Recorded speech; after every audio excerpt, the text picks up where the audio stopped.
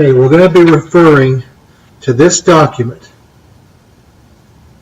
finding least common denominators.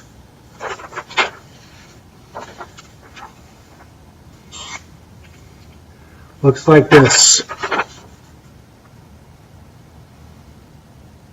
Okay.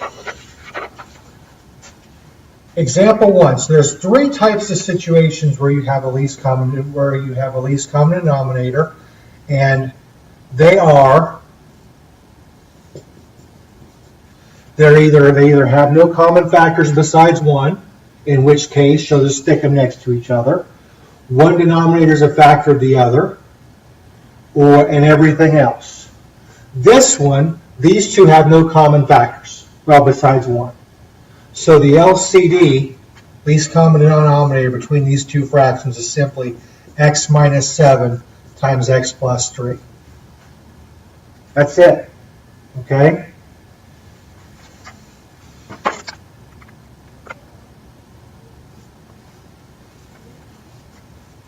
Example 2. 4 over x plus 3 and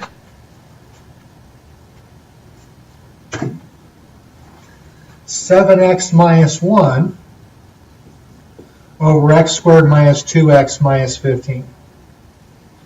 First of all, anytime you've got a denominator that's factorable, you're going to factor it. 2 factors of 15, that negative 15, that to negative 2, negative 5, and positive 3. This factor is the other denominator. Okay?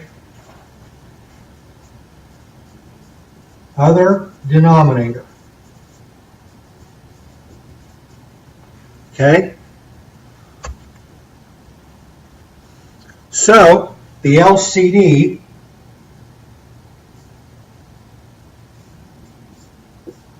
equals x minus 5, x plus 3.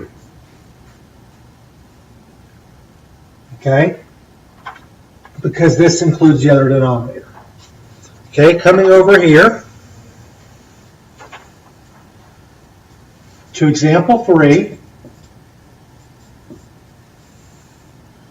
we have 21 over x squared minus 16 and 5x minus 8 over x plus 4. When we factor this one, we end up with x plus 4. It's a difference of squares.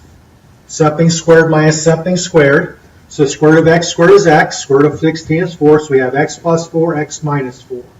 Which this is the other denominator.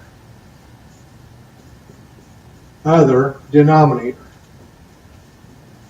So that makes this the LCD.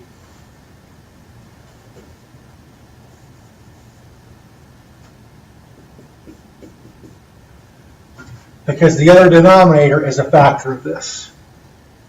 Okay? All right, and then example 4.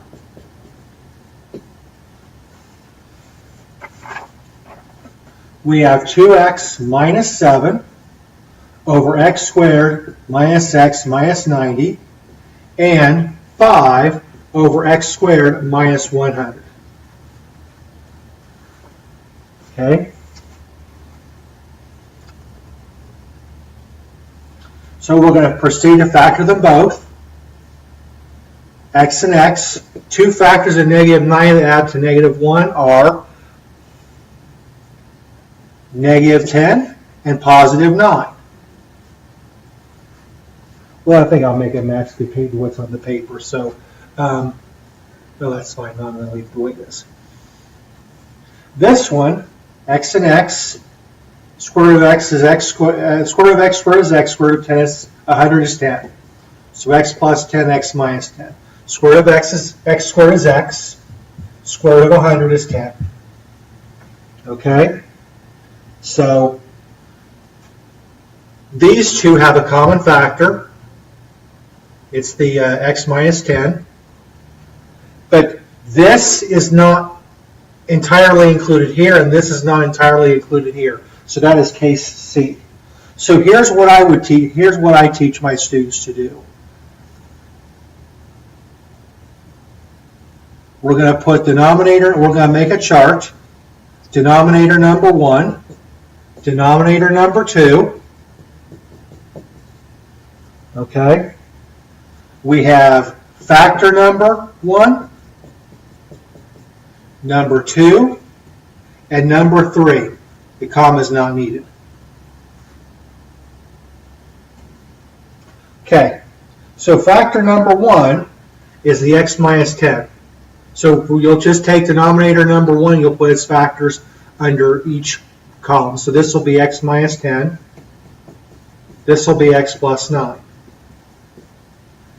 Now you'll come to the other denominator and you will try to line up each factor with a counterpart.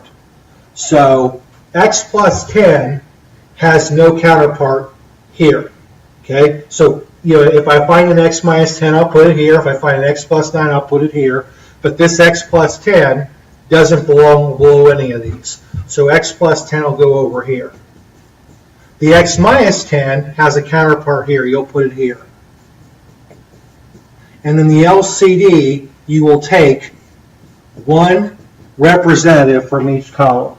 So that would be x minus 10, x plus 9, x plus 10. And that is how you would handle case C. That's where I'm going to stop.